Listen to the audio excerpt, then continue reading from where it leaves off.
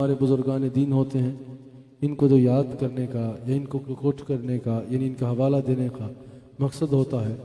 وہ اپنے مسلک جہاں اپنے بات کی پختگی اپنی قوم کو عقیدہ یا بات یا دلیل سمجھانے کے لیے اس کی ضرورت ہوتی ہے، وہیں الحمدللہ اپنے مسلک کی یہ خوبصورت تاریخ بتانا مقصود ہوتا ہے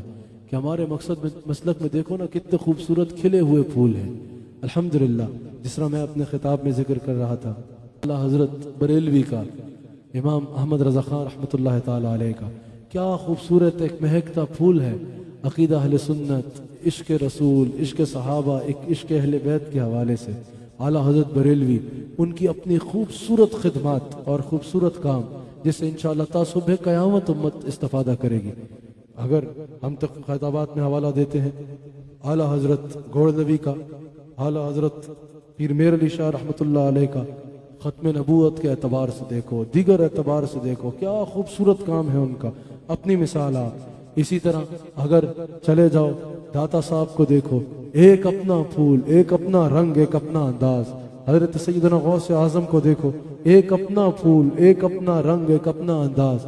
پاک وطن میں بابا فرید کو دیکھ لو، پنڈی آؤ حضرت خواجہ عبد الکریم رحمۃ اللہ علیہ کو دیکھ لو،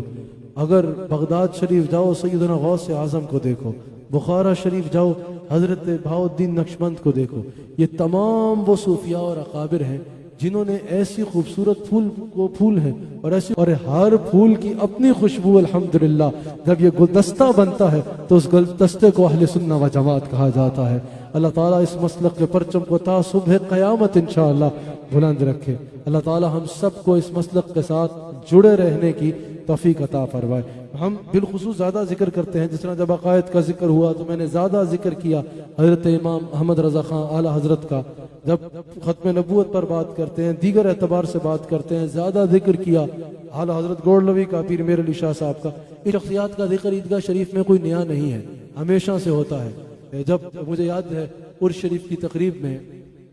پیر نصیر الدین رحمۃ اللہ علیہ یہاں آئے تھے تو انہوں نے اکثر